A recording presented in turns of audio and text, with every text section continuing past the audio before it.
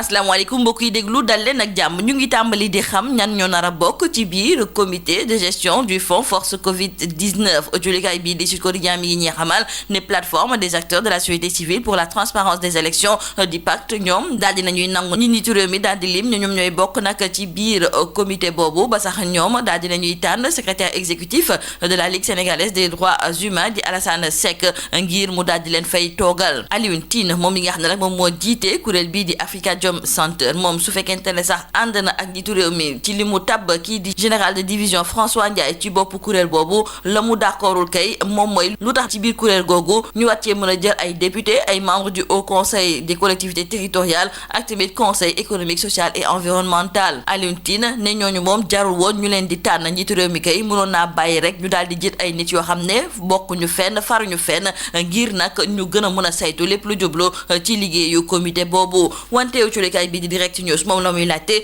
moom mooy tey jii kuréel boobu nga xam ne dañu ko bëgg a taxawal ban njëriñ lay am fi ci mim réew ndaxte suñu gisee ne kuréel googu moom laata sax ñu koy taxawal daal di ñuy fësal ay mbuxum yu am ci wàllu comité boobu rax ci dolli dafa mel ni nag nit njiitu réew mi fa mu waroon a njëkkee moom mooy taxawal kuréel bi ba pare deful loolu sax moom moo tax ba tey jiw culikaay bii di direct news di laajte ban njëriñ la comité boobu fas yéene am suñu naataango yi daal di ci indi ab tontu moom mooy ne daal mën na am ñu xool ba xam ndax du amaat beneen mbuxum bu ñuy nemmeeku ci wàll gi ni mel wante mbuxum autolikaay bi di Les Échos mi ngi ña xamal ne am na ci marché suukar beek diwlin bi ndaxte ki nga xam ne de moom mooy Idi Thiam te mu jaar di jiite UNACOIS moom gañe na marché goo xam ne daal jox nañ ko ci lu tollook juróom-ñeenti milliards ci suñu koppar te pourtant kii di Idi Thiam kenn musukaa xam nag ci mbirum diwlin ci biir autolikaay bi di Le Soleil suñu naataango yi daal di seq waxtaan ak docteur Abdoulaye Bousso nekk directeur du centre des opérations d'urgence sanitaire ma ngay ñëw nag ci tolluwaayu réewum Sénégal ci feebar bii nga xam ne nag moom mooy coronavirus mu daal di gis ne fii ci même réew su fekkente ne jóguñu ci ni mu gën a teelee ci lu ñuy tuddee ay cas communautaire kenn du xam fan la ñuy yóbbu cas communautaire yooyu autolikaay bii di Vox Populi mi ngi ñuy xamal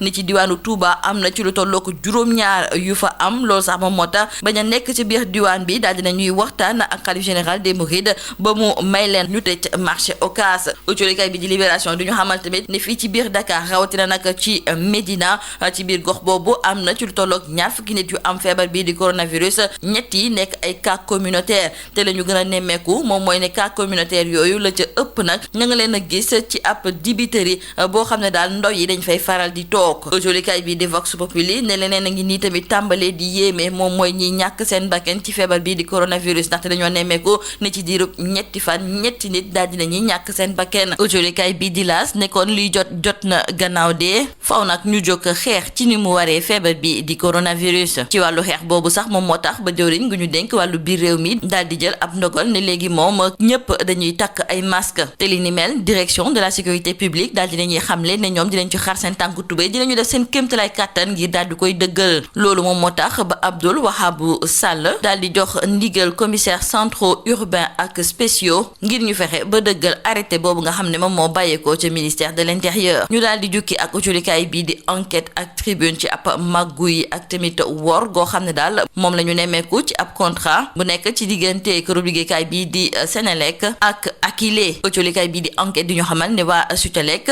di syndicat bi nga xam ne moom moo ëmb liggéeykat ya nekk foofu ci Sénélec ñoom ñoo daal di fësal seen kàddu di ŋàññ lépp lu jublu ci wàllu contrat boobu uculikaay bii di Les Échos di ñu xamal ne fu mu nekk nii liggéeykat ya nekk ca Sénélec ñoom fu mu nekk nii la ñuy xaar moom mooy décision ba nar a bàyyeekoo ci conseil d'administration bi jeexalee ko ak suñu naataango yu jolikaay bii di tribune di ñëwaat ci Mamadou Ndiaye Doss mi nga xam ne démb la ñu ko denc fa li nga xam ne nag moom mooy ca sëg ya nekk ca mbaaw moom moomu nag di Mamadou Ndiaye Doss ñu koy ñaanal suuf sedd ci kawam nii moo nekkoon ba jolikaat yi di gën a fës ci biir jolikaay yi ñu leen di ñaanal njaxte du bës ak jàmm. Mesdames et messieurs, bonjour. Les différentes entités qui doivent prendre part au comité de gestion du fonds Force Covid-19 commencent déjà à donner les noms de leurs représentants. Ainsi donc, l'on nous signale dans le journal Sud Quotidien que la plateforme des acteurs de la société civile pour la transparence des élections Pacte approuve la répartition faite par le président de la République Macky Sall. Elle a même choisi le secrétaire exécutif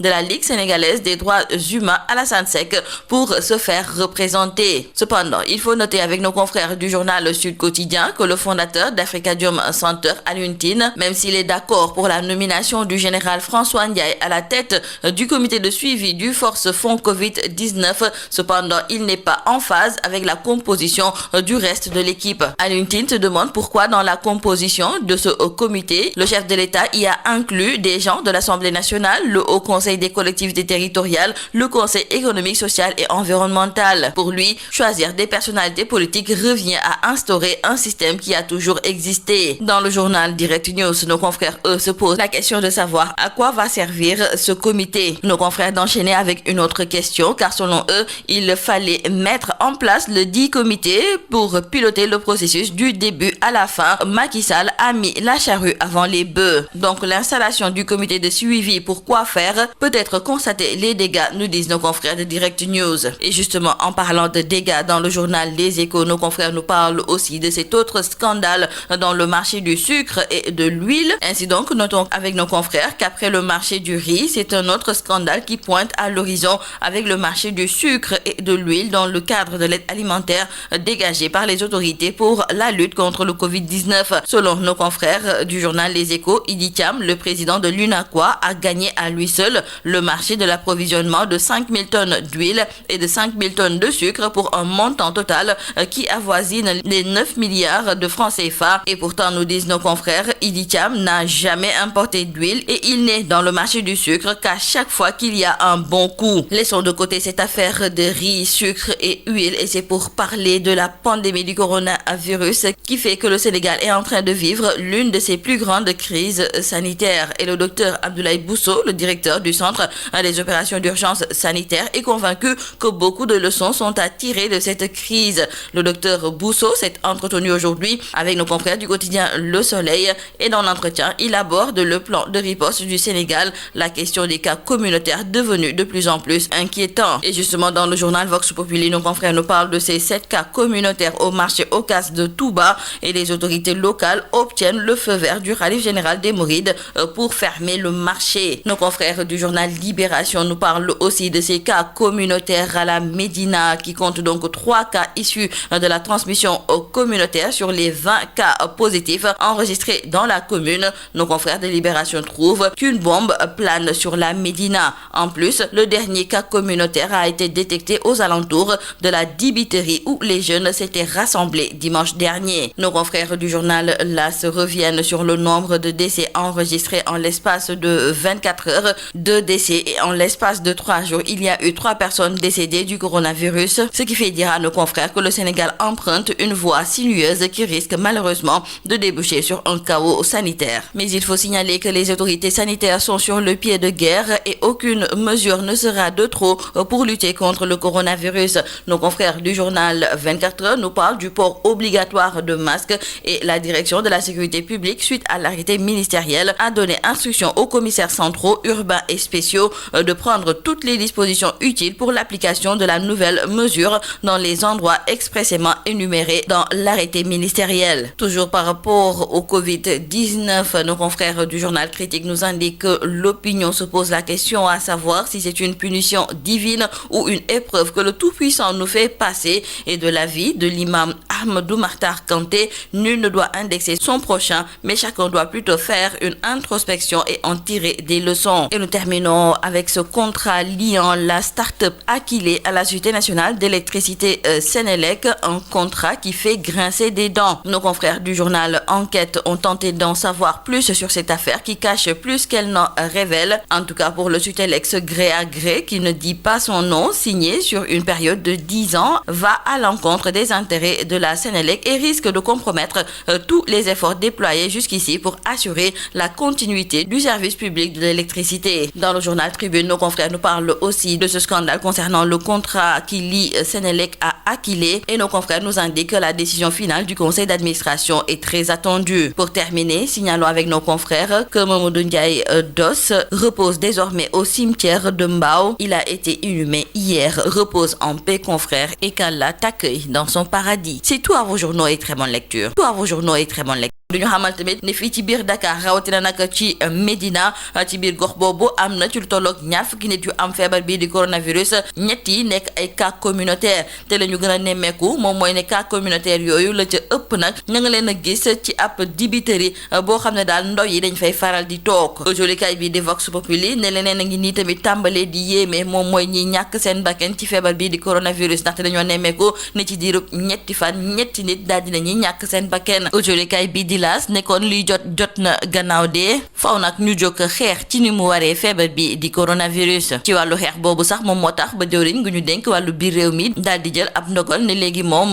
ñëpp dañuy takk ay masque te li ni mel direction de la sécurité publique daal dinañuy xamle ne ñoom dinañ ci xar seen tànku tubéy dinañu def seen kéemtalaay kàttan ngir daal di koy dëggal loolu moom moo tax ba Abdoul Wahabou Sall daal di jox ndigal commissaire centraux urbains ak spéciaux ngir ñu fexe ba dëggal arrêté boobu nga xam ne moom moo bàyyeekoo ca ministère de l'intérieur ñu daal di jukki ak uculikaay bii di enquête ak tribune ci ab màggu yi ak tamit wor goo xam ne daal moom la ñu nemmeeku ci ab contrat bu nekk ci diggante këru liggéeykaay bii di Senelec ak Akilee uculikaay bii di enquête di ñu xamal ne waa Sutelec di syndicat bi nga xam ne moom moo ëmb liggéeykat ya nekk foofu ci Senelec ñoom ñoo daal di fësal seen kàddu di ŋàññ lépp lu jublu ci wàllu contrat boobu uculikaay bii di Les Échos di ñu xamal ne fu mu nekk nii liggéeykat ya nekk ca Senelec ñoom fu mu nekk nii la ñuy xaar moom mooy décision ba dara bàyyeekoo ci conseil d'administration bi jeexale ko ak suñu naataango yu jolikaay bii di tribune di ñëwaat ci Mamadou Ndiaye Doss mi nga xam ne démb la ñu ko denc fa li nga xam ne nag moom mooy ca sëg ya nekk ca mbaaw